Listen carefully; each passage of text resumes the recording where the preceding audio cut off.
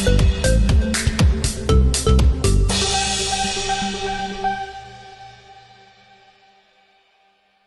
viral nih antara Rasman dan Pak Hotman yang kemarin sidang ricuh gitu kan, melihatnya seperti apa sih? Baik. Assalamualaikum warahmatullahi wabarakatuh. Selamat malam dan salam sejahtera untuk kita semua. Jadi gini rekan-rekan media ya, kalau melihat peristiwa kemarin di persidangan, saya secara pribadi ya sangat menyayangkan itu terjadi ya. Harusnya kita sesama penegak hukum saling menghormati ya. Kalau namanya arena persidangan itu wajib dihormati ya. Apapun mekanisme yang terjadi di sana ya. Di sana kan adu argumentasi, bukan adu kekuatan. Nah, ini yang sangat saya sayangkan. Walaupun saya jujur saya adalah termasuk kuasa hukumnya loh ya. Tapi memang saya tidak mau hadir di persidangan ya. Cukup saya sebagai mentor dan supervisor. Ini hati-hati loh ya. Dengan melakukan tindakan ini itu disebutkan tutup contempt of court ya. Batu pelecehan juga di hadapan pengadilan, memperkeruh keadaan di pengadilan, membuat kegaduhan di pengadilan, akibatnya menjatuhkan marwah dan martabat daripada pengadilan itu sendiri. Sedangkan hukum akhir daripada permasalahan itu kan ada di pengadilan. Kekuatan tertinggi yang memutuskan itu ada di tangan hakim. Makanya di pengadilan itu kan nggak ada gambar presiden dan wakil presiden, itu nggak ada. Berarti ya hakim itu hanya bertanggung jawab kepada yang maha kuasa. Makanya berdasarkan ketuhanan yang maha esa, dia selalu berlandaskan sana. Nah kita ini yang datang ke sana, baik itu kita sebagai pelapor atau sebagai terdakwa atau sebagai saksi, siapapun kita yang ada di sana, wajib hukumnya untuk menghormati sidang pengadilan tersebut. Kalau ada hal-hal yang kurang konstruktif atau kurang berkenaan dengan pokok permasalahan, ya kan kita bisa adu argumentasi, bisa menyampaikan, bisa komplain, atau bisa memberikan pendapat hukum. Bukan dengan cara gebrak-gebrak meja, bukan dengan cara naik meja. Ini kan sudah tidak menghormati lagi hakim. Ya untung aja saya secara pribadi juga ya, terima kasih ya Hotman Paris tidak melakukan gerakan apapun pada saat didatengin ya. Saya tahu lah Hotman duduk di situ tuh, kalau feeling saya mengatakan kapan kau pukul saya. Kalau kau pukul saya ya udah kena pidana udah. Makin telat. Tapi ini terlepas dari semuanya, harusnya tidak perlu terjadi bagi kita sebagai penggawa-penggawa hukum lah, yang mengerti hukum, memainkan hukum dan melaksanakan hukum itu sendiri. Kira-kira gitu ya. Benar, tapi melihat apa yang di keputusan hakim ya, kan kabarnya sebelumnya memang sidangnya terbuka, begitu dengan saksinya Hotman ini justru sepakat untuk tertutup. Ini seperti apa Jenderal melihatnya? Ya, ini yang saya katakan tadi ya. Dalam keterangan saya juga seperti itu. Terlepas media, terlepas netizen untuk mencermati, mendengarkan ataupun menilai apa yang disampaikan ini. Dengan tidak mengurangi rasa hormat, tidak mengajari hakim saya di sini, tapi sebaiknya untuk mengurangi, meminimais gejolak yang timbul. Karena ini kan masalah personal, masalah harga diri masalahnya nih. Ya. Rasman kan di situ kan berbicara tentang masalah harga diri karena dikatakan dia dicemarkan sebagai seorang advokat terhadap Hotman Paris kan gitu. Nah, Rasman kan pengen membuktikan semuanya di dalam azam pembuktian ini. Nah, seharusnya menurut hemat saya, kenapa tidak sebelum di persidangan atau sehari sebelum di persidangan disampaikan kepada terdakwa dan tim kuasa hukumnya bahwa ini sidang akan tertutup. Karena materi pembuktian ini ada yang spesialis ataupun yang tidak boleh dipublikasikan. Nah, sebenarnya kalau seandainya kita berbicara tentang masalah ini bisa saja kan cukup hakim yang melihat, ditunjukkan aja melalui CAT-nya itu. Iya, buktinya bahwa ini kan hakim kan melihat semua, tidak perlu harus melalui layar. Nah, dengan demikian diketahui bahwa peristiwa seperti ini. Nah, seharusnya menurut hemat saya ya sampaikan lebih dulu kepada terdakwa dengan tim kuasa hukumnya. Sehingga pada saat di ajang pengadilan itu sedang berlangsung, tiba-tiba diberikan suatu keputusan yang menurut hemat saya ini pasti akan mengkebiri apa yang akan disampaikan oleh pihak Rasman. Inilah mungkin awal mula terjadinya kekisruhan itu, awal mula terjadinya gejolak emosional daripada Rasman beserta dengan tim kuasa hukumnya. Yang mana jauh-jauh sebelum persidangan pun saya lihat ya Rasman sudah bergejolak tingkat emosionalnya terhadap si Hotman Paris itu sendiri. Nah, pencetusnya di situ. Akhirnya terjadilah peristiwa itu, peristiwa yang justru mencoreng keberadaan marwah martabat daripada pengadilan yang sedang berlangsung. Kira-kira gitu ya. Bang, ini kan dia minta hakim diganti. Gimana tanggapannya? Ya nggak bisa. Minta hakim diganti itu kan ya permintaan daripada sah-sah saja. Tapi kan yang punya kewenangan itu kan hakim pengadilan negeri, pengadilan menyidangkan. Tergantung ketua pengadilannya. Nah, seandainya pengadilan kita emang siapa yang nentuin ya, kami yang nentuin. Kalau dikatakan bahwa tetap sidang bahwa hakim yang mengawal itu tetap itu ya sah saja secara hukum. Jadi tidak ada yang bisa intervensi daripada pengadilan itu sendiri. Jadi siapapun karena tidak suka ganti hakim yang nggak bisa. Hakim mempunyai kekuatan hak prerogatif, bukan diatur oleh orang siapapun itu. Jadi saya luruskan masalahnya gitu ya. Kira-kira gitu ya. Jenderal, tadi kan Jenderal sebut juga menjadi salah satu tim dari kuasa hukumnya gitu, walaupun hanya mentor atau monitor lah gitu. Ini sudah ada pembicaraan dulu sih di internal gitu? Sebenarnya sudah ya. Makanya saya sayangkan, tapi tidak ada pembicaraan ke arah terjadinya peristiwa seperti ini. Nah, kalau seandainya pembicaraan itu berbicara di domain ajang pembuktian itu, kan sekarang kan pengen membuktikan bahwa dugaan pencemaran nama baik itu tidak kena. Makanya dikatakan mau disampaikan ini loh, Iklim Hakim di samping Rasman menyampaikan keluh kesahnya tentang pokok permasalahan itu. Dia sebagai kuasa hukum menyampaikan apa yang disampaikan oleh Iklim Hakim, dan itu dilindungi oleh undang-undang advokat. Itu salahnya Rasman di mana? Kecuali kalau Rasman itu menganalisis apa yang disampaikan ini, kemudian dia berpendapat sendiri sehingga menimbulkan pencemaran nama baik atau lain ceritanya. Tapi ini kan utuh yang disampaikan oleh Iklim kepada Rasman. Rasman meneruskan sebagai kuasa hukum. Nah, secara etika salahnya di mana dia?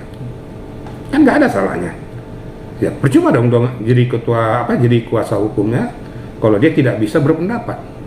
Kan sudah diberikan hak untuk berpendapat oleh kliennya pada saat itu. Ya. Nah, ini kira-kira, tapi ya ini juga bukan berarti peristiwa itu bisa harus terjadi. Ini juga harus bisa ngerem diri. Nah, sangat saya sayangkan juga pada Dinda saya Rasman ini terpancing emosionalnya, terpancing lagi Firdaus lagi makin ricu. Akibatnya ya itu tadi nilai kepengacaraan itu jadi dangkal dan rendah. Banyak yang mengecam. Sudah melanggar juga etika profesi. Etika profesi kepengacaraan sudah dilanggar. Nah, juga kita lakunya ya mudah-mudahan berjalan dengan baik. Ya, jangan sampai menyambar ke masalah perbuatan tindak pidana. Jangan sampai terjadi ke sana lah ya. Ini saling kita mengerti, mengetahui, memahami ini supaya semua berjalan nanti untuk minggu depan tanggal 20 nggak salah ya, akan berjalan sebagaimana mestinya. Biarlah hukum ditegakkan, ya sama-sama kita menghormatinya. Kalaupun nanti tidak setuju ya naik banding aja, enggak juga ya kasasi, kan ada jalur hukumnya. Seperti itu kira-kira ya. Katanya tindakan kemarin banyak dikecam juga kan karena bukan mencerminkan tanda profesi sebagai pengacara. Gimana Pak Irjen melihatnya? Ya pastilah. Ya saya juga sependapat. Kan dari awal saya sudah katakan bahwa itu bukan suatu domain tindak etika daripada seorang pengacara. Kan nggak ada diatur dalam etika kepengacaraan kayak gitu. Ya menurut saya salah, nggak benar. Ya kalau saya bilang nggak benar aja gitu loh. Seharusnya tidak perlu terjadi. Katakan bahwa tidak sesuai dengan apa alam pikirnya, tapi jangan sampai melakukan tindakan-tindakan brutal seperti itu.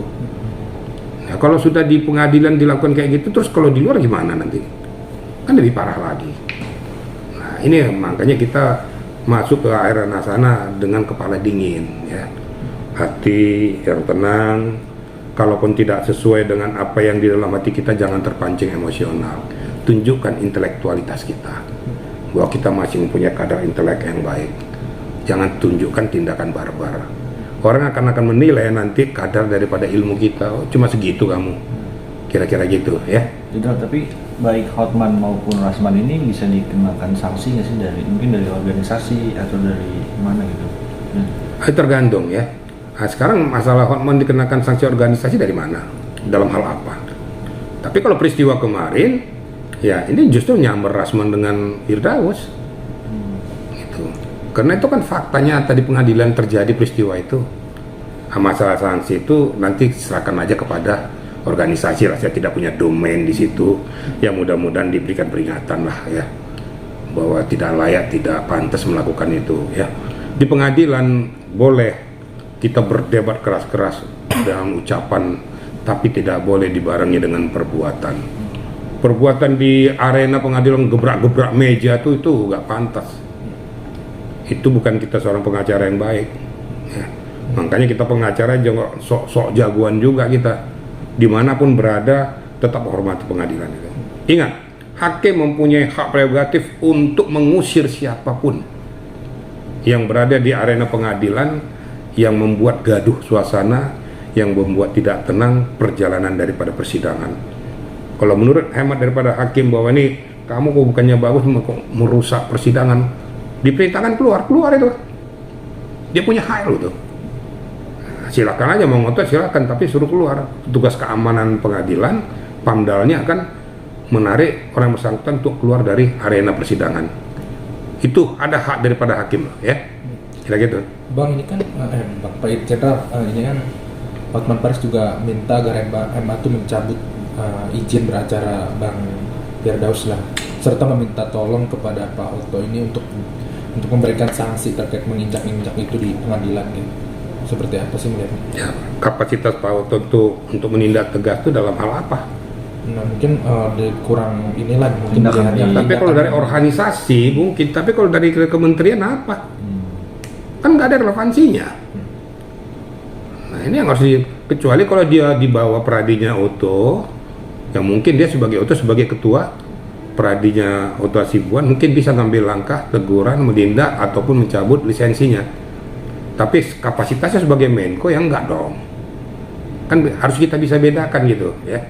Dia kapasitasnya sebagai apa? Kalau kapasitasnya sebagai ketua pradi, kan ada beberapa pradi nih. Ya, pradinya Oto Hasibuan, pradinya Lut MP, kan ada pradi bersatu. Nah, kalau menurut hematnya dia di bawah naungan organisasinya, ya mungkin bisa ya. Nah, nanti tentu anggota tim pradi akan menggodok permasalahan ini, memanggil yang bersangkutan untuk minta pertanggungjawaban. Dan memang seharusnya organisasi ini harus betul-betul efektif untuk menilai, mencermati keberadaan daripada pengacaranya supaya jangan suka-suka gitu loh. Pengacara juga harus diawasi juga, jangan suka-sukanya aja. Pengacara juga nggak kebal hukum, jangan gara-gara mentang-mentang dilindungi undang-undang advokat terus suka-sukanya, nggak bisa juga gitu loh. Harus ada etika gitu loh, gitu kira-kira ya. Tapi setujukah dengan pernyataan Bang Hotman kalau ini merupakan tragedi terburuk selama mungkin persidangan terjadi? Saya nggak tahu selama hukum berjalan ini tragedi terburuk, saya nggak mau ngomong seperti itulah.